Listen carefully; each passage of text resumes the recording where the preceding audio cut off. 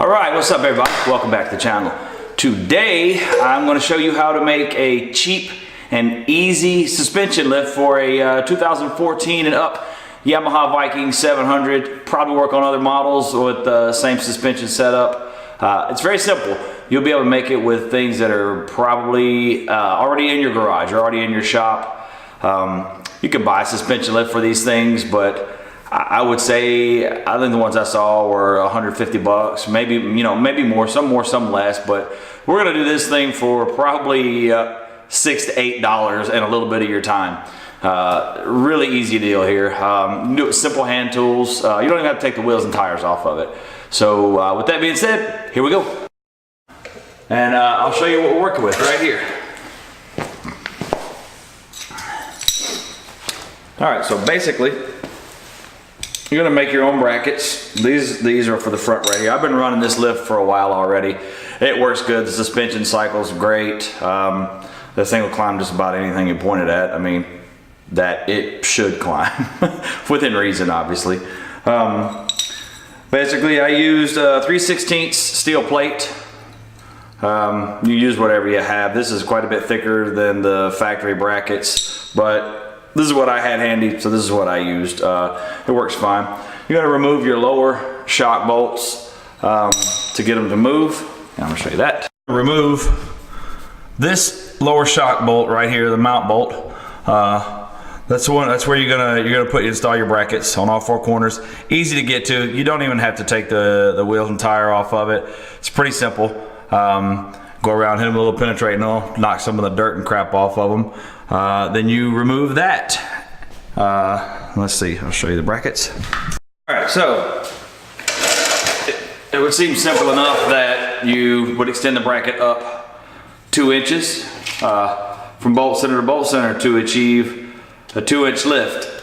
In my case, basically I just jacked it up till I got my 2 inches, measured bolt center to bolt center, and that's where I went. That's where I went from there to get the actual 2 inches that I wanted. I wanted 15 inches of ground clearance, which my suspension has settled some now, so it's not quite as high as it once was. But it actually wasn't 2 inches. 2 inches was going to put me way higher than where I wanted to be. Put my my CV joints in a bind, which will cause them to break, as we all well know. So this one is looks like 1.5 inch and a half from bolt center to bolt center, there to there. Pretty simple. I drilled a 1/2 inch hole. It's just big enough for the bolt to slide through there, have enough play so it's not bound up at all. So I'm going to show you now. The other side, it's already together. So as you can see, it's already all bolted together here. Pretty simple. I used the, you can use the stock bolt from the bottom in the top right here if you want, depending on how thick a piece of steel you use. I did not. I just had some bolts here that I used. I put lock nuts on it, put a little dab of Loctite on there because I don't like things to come loose afterwards. Now, obviously, when you put this piece of metal here to the outside of your frame bracket, it's going to give you a little gap between the shock bushing down here and your bracket right there. So what I did to fix that, I don't know if you can see it or not. Let's see. Yeah, you can see them right there. I got 2 brackets from, like probably Home Depot, or not brackets, I'm sorry, washers from Home Depot. Just put 2 flat washers here, 2 flat washers here, just so you get a nice tight fit between the 2 new little pieces of steel that you put on there. All right, now you can see I've already got the bottom bolt loose here, and I've dropped it down just a little bit. I've got it supported by a jack, which, let's see if I can show you right here. A jack with a block of wood on the stupid thing, but it works. It's not really under much of any tension at all. It's just really, like I said, just to hold it so it doesn't pull your CV joint apart here. So I just generally, I'll put a little pressure on it, pulling it down. Let the pressure off on the jack, let this guy come down here. I'll let it come down enough so that I can see all the way through. I can see all the way through my hole here my bottom control arm. Now I will take a drill with a 1/2-inch drill bit and run all the way through this to make sure it's good and clear, because I don't want to have to beat this stupid bolt through or any of that. So we'll do that.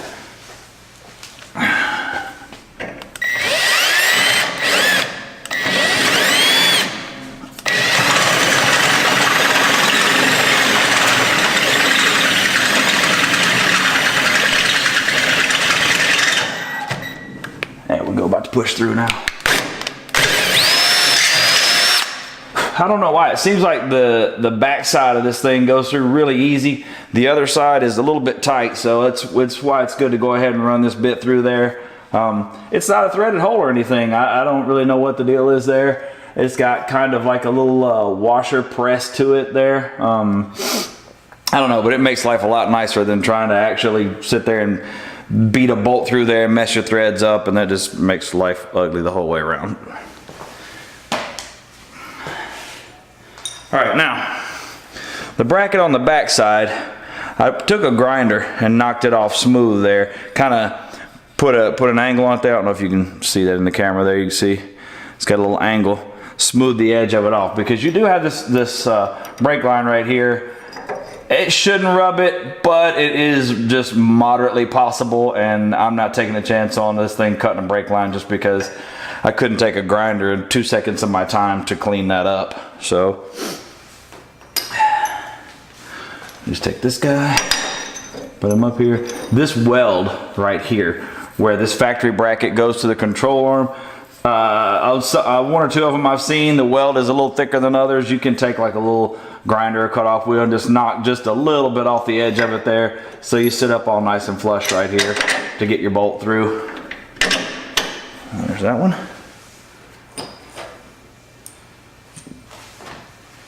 Go on and put both brackets on here and start the nut on the back side.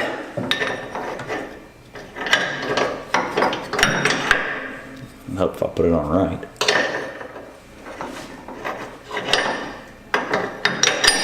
There we go.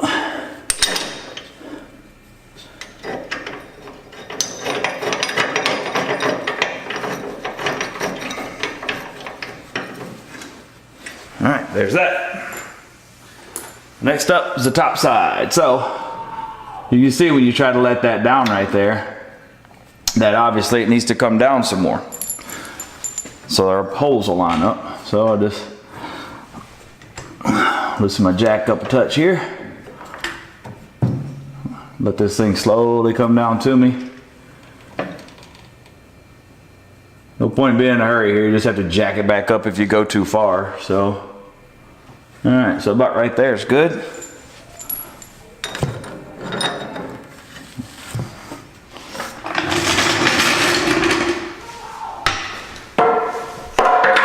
All right, so first things first, like I said, we're gonna go through our bracket. Then next up, we need to go through these washers right here.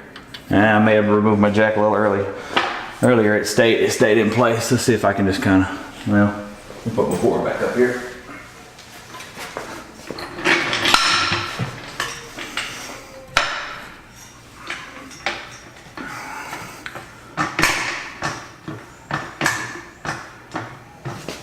Try to work smarter, not harder here. There we go. Now, all right, so we're gonna go through our bracket, stick these washers up here. I don't know if you can see where they're going right through the hole there. Okay, once you get them through the washers, go through your shock. Make sure you don't push it through too far. Grab your next set of washers. Slide them in. I like to kind of push the bolt through and hold pressure against them so they can't fall as I slide them across. And you'll see it, you'll feel it go forward enough to let them lock in. Now remember, your bracket's still loose on the back side there, your new one. That way you can kind of wiggle it all around until it all lines up the way you need it to.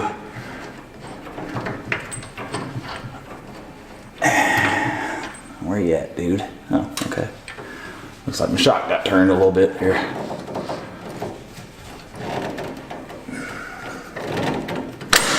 There we go. Put my lock nut on the back side here.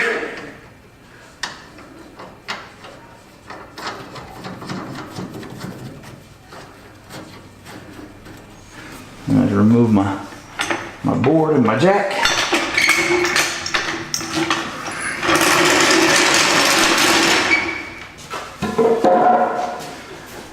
Now I just have to get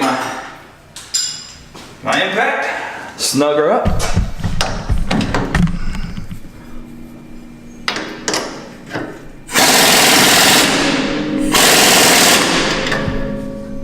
Hit the top lick. There you have it. Easy peasy. Under free metal, free bolts, free nuts, suspension lift. Alright, so now onto the front. Same type of setup here. Basically I made a little bracket that cut it to mimic the shape right there where the shock mount is. Nothing fancy. 1/2-inch holes. I'm sorry, these are not 1/2-inch holes. These are 3/8 holes, I believe, because they are smaller bolts on the front because you're not supporting the weight of the motor. This one I kind of ground a little bit off the edge right here on the insides of them. That way they'll kind of sit, because where the weld is on those, I wanted to give it a little bit of room so it could sit against. You can see where it's sitting against the bracket nice. So I kind of cut that there so it would clear the weld. I'd rather cut a little bit of metal off of this, which is way thicker than it needs to be, than to grind more off of the weld.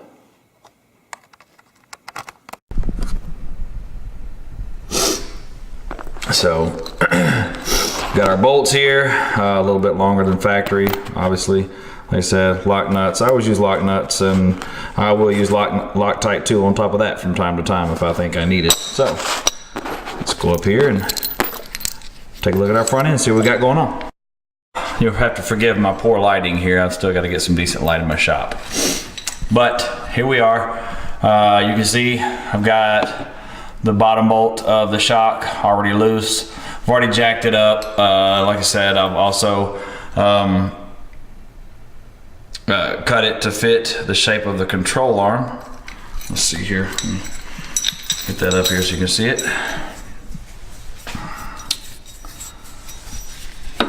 You can see how it'll kind of sit up there. You can see how it'll sit up there and mimic the shape of the control arm there. I've already done the other side, so I'll go ahead and take you over here, give you an idea how it looks all together. Now, mind you, my machine has been worked pretty hard, so she's got some battle scars here and there. So you get an idea how she's gonna look all assembled. So we'll move back to over here.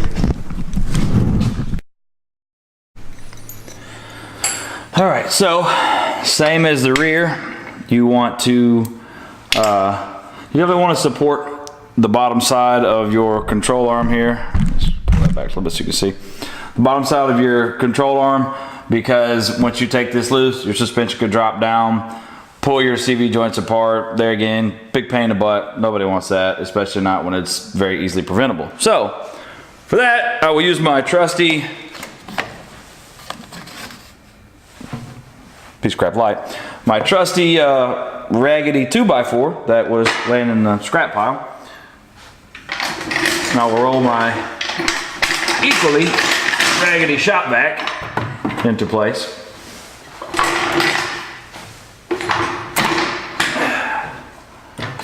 There we go. Now then, all I'm gonna do is just barely sit that against the control arm right here.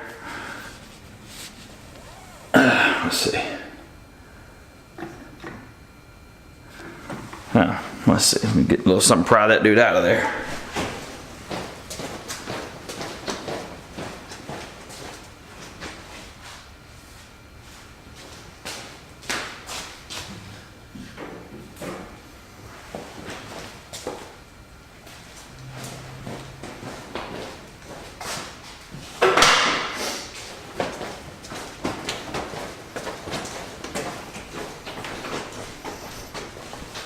All right, so let's see if we can get this bolt coming on out of here.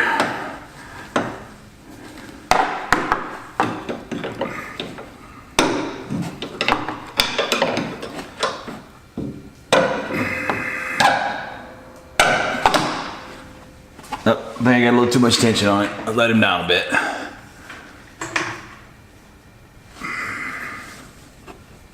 There we go. All right, now that guy's out of there. There we go. A little bit more.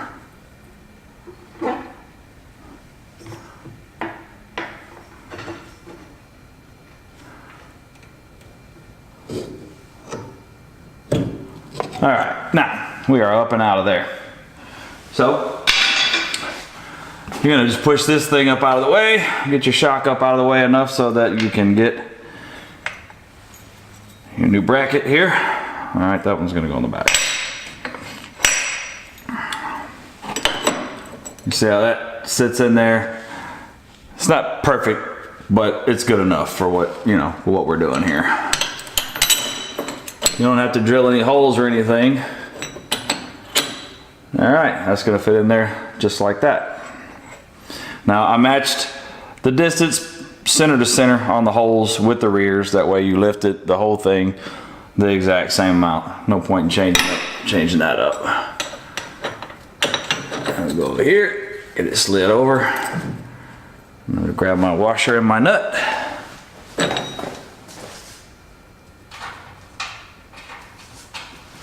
There again, you just want to start your nut for now. That way you can kind of move this around enough while you're trying to get the rest of it all lined up and in place. You don't want it tight because that'd be a pain in the ass. Ah! Let's see, here we go.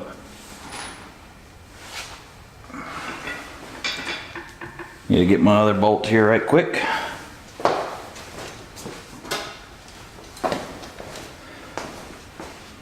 Now for this one, you're gonna put the bolt through the bracket, through one washer, through the shock, through one washer, then through the new bracket, then you're gonna start your nut. Just like we did on the back, except just one washer this time instead of two.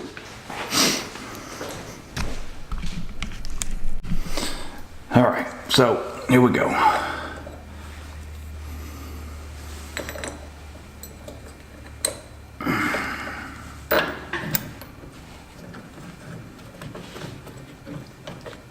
Probably going to need to let it down just a little bit here to get it to line up. I don't know, we'll see. Maybe I can get it. There it went. Actually, what really just happened is my jack just rolled out from under it, but I just happened to push the bolt in at the same time. It's not OSHA approved. So, let's see if I can get something going here. Here we go, get a little tension off of this guy. It really doesn't weigh that much, honestly, but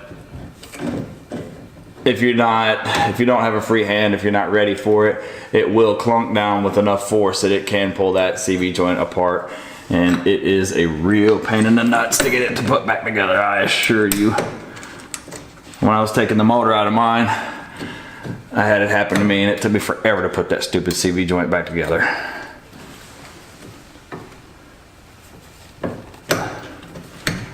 Come on now.